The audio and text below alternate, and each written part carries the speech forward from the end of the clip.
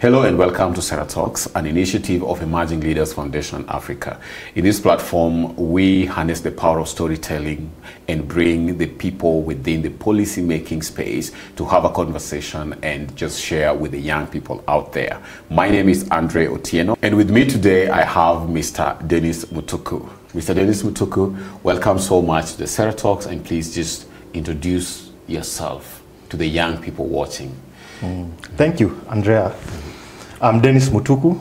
I am a public servant, both as a career and as a passion.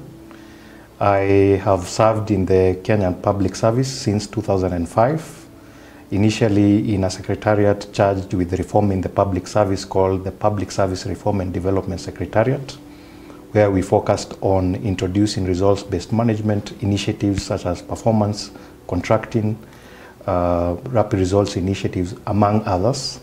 I've also served in different capacities in the public service, in the office of the Prime Minister, where I was a personal assistant to the permanent secretary then, Dr. Mohamed Isahakia. And my last assignment in the public service was as the founder chief executive officer of the Huduma Kenya program, where we established, at least by the time I left, 52 Huduma centers as one-stop shops of public service, customer excellence facilities across the country.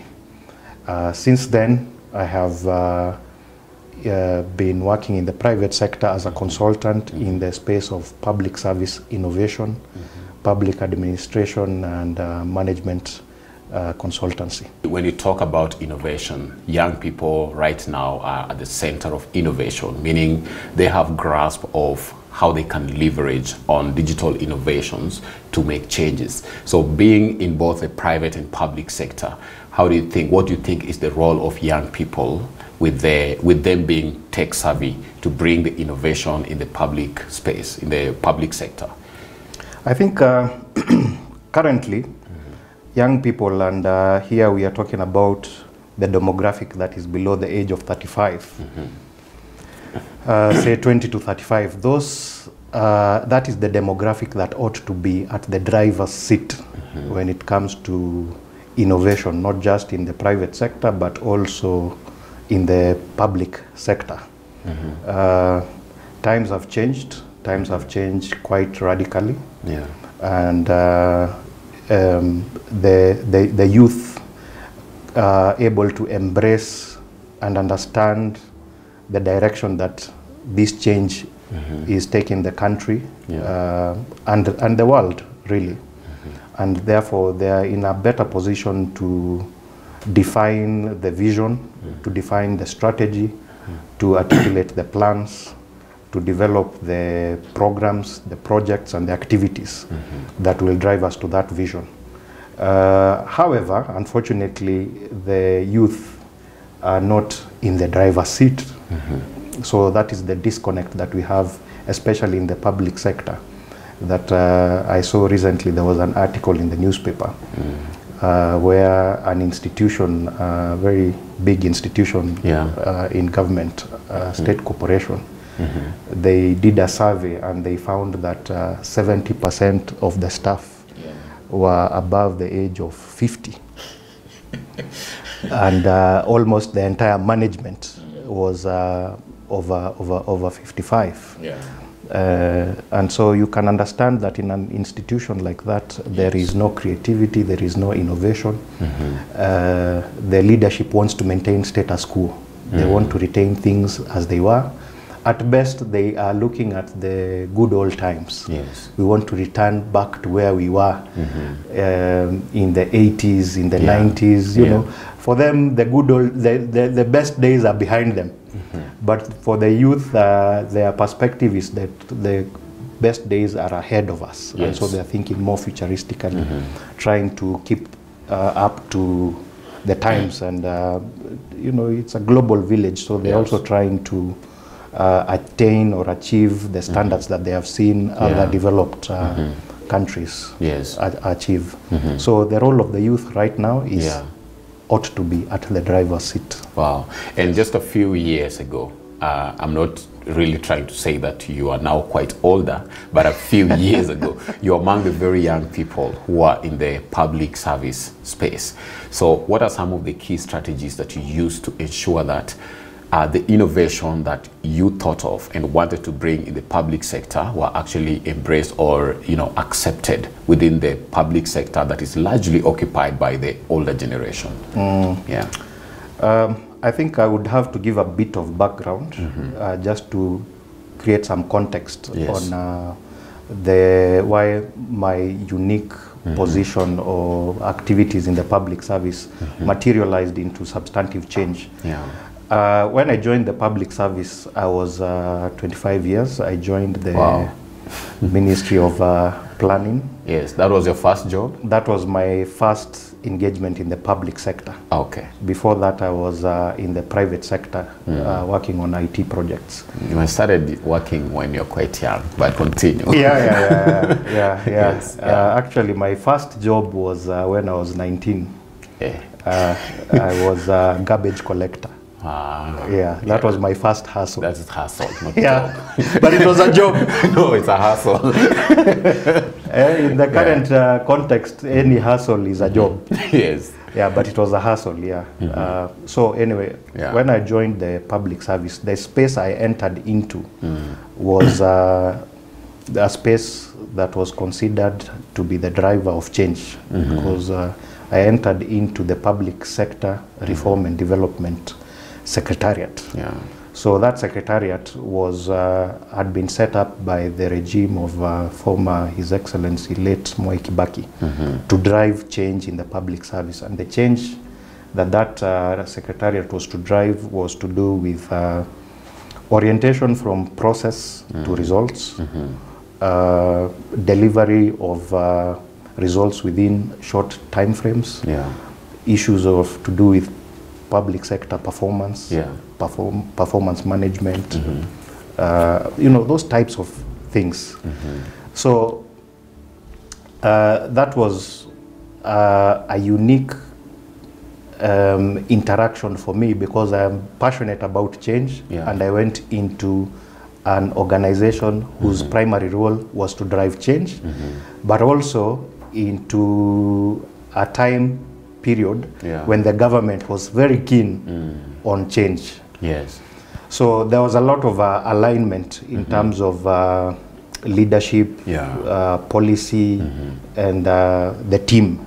Yes. So I found a very dynamic, change-oriented team that was able to embrace us young people. We were a number of young people that joined at that time. Yes. With our fresh ideas, they were able to guide us and mentor us and give us an opportunity to test our ideas, to engage, to learn.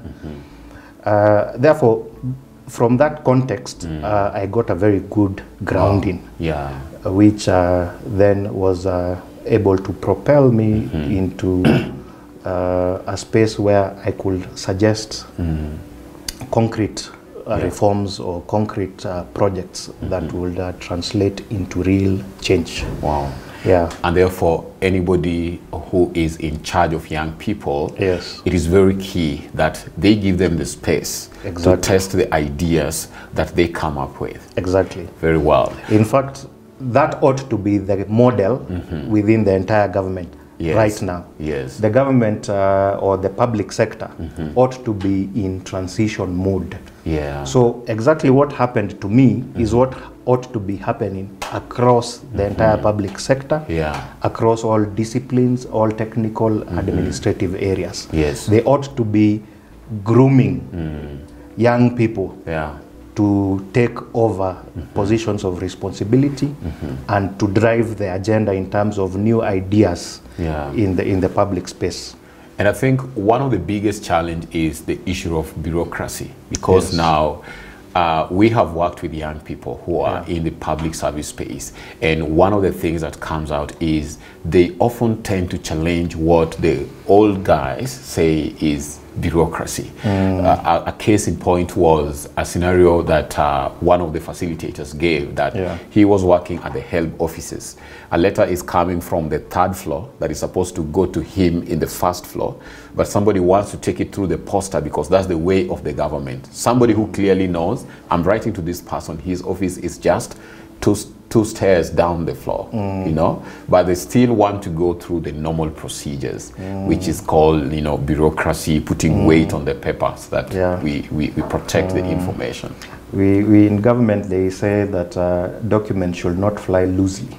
A document ought to be attached to a file. Yes. So you cannot move paper from this office to the next door before, where is the file? Yes. So find the file, attach it to the file, make sure the folio is correct, then the document can move.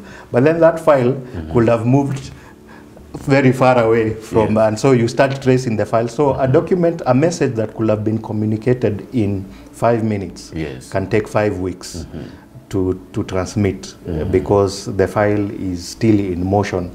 It is in someone's desk and that person is a boss. You cannot go and retrieve the file from the boss before. So that's the bureaucracy, I think, that you are describing. And you know, those are ancient systems that worked for that period of time. They were introduced to us by the colonial administrations, and they were introduced for important reasons, because government works on records. There ought to be records that can be made reference to, so that people can refer and see what informed a decision, and so on and so forth. But those times are behind us. With the current improvements in technology, there ought to be no manual filing systems. All this paperwork ought to have been done away with. Whether it is a memo or it is a letter or it is any form of formal communication within any government organization, it ought to be digital, so that there is no delay in communication and things can move efficiently. Because I can assure you, without that file and that document being on file, a decision is not being made in government.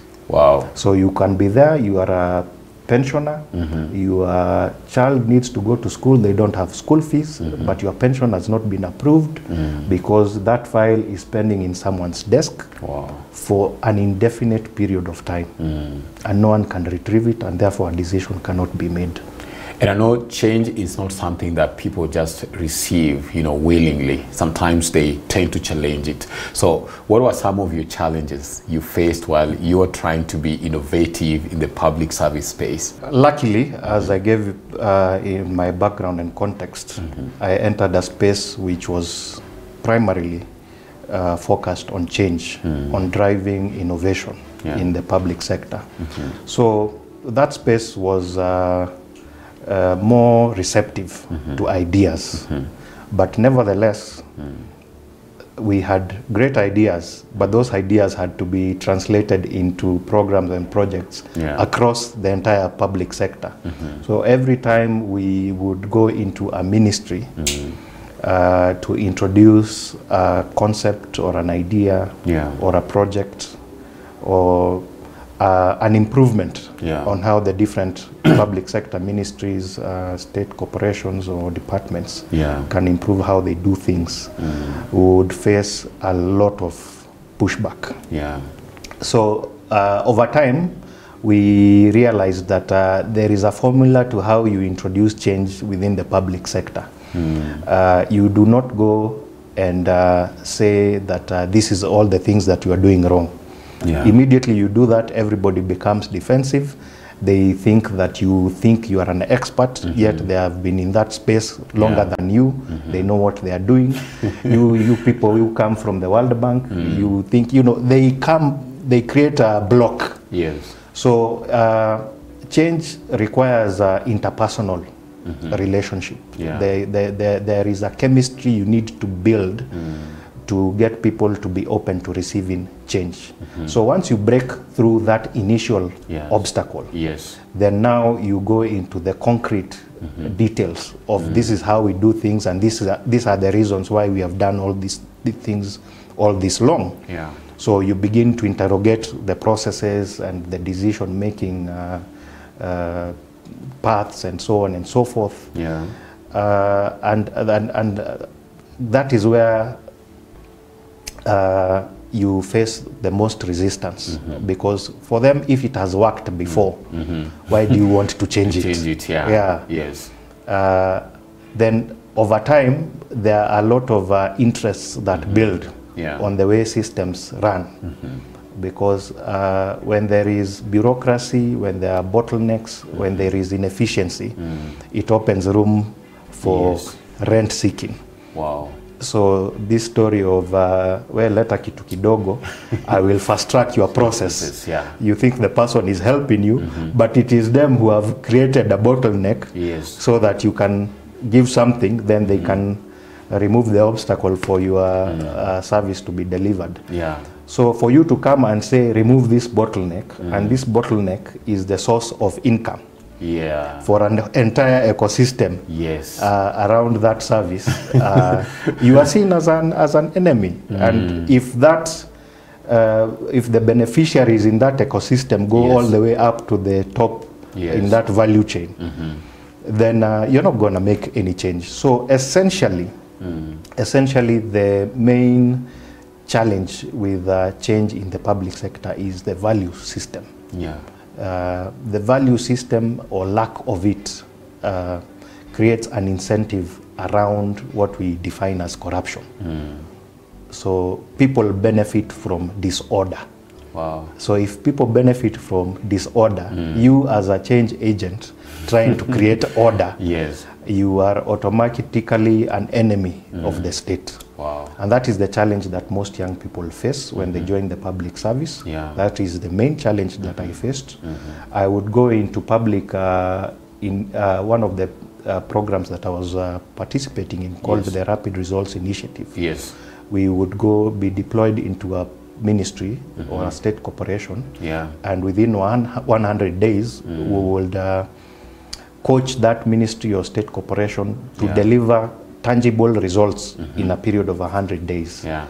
But that meant that you cut through all the obstacles that have been created to facilitate a lot of these corruption incentives. And that was the main resistance. And I could, you know, they will not tell you openly that we have this these bottlenecks deliberate because they facilitate something. So they will come up with many stories. So you are trying to logically address until over time you realize, it's the same script everywhere. All these obstacles are being created. The reason the public sector is not working as it should is because it facilitates rent seeking and corruption.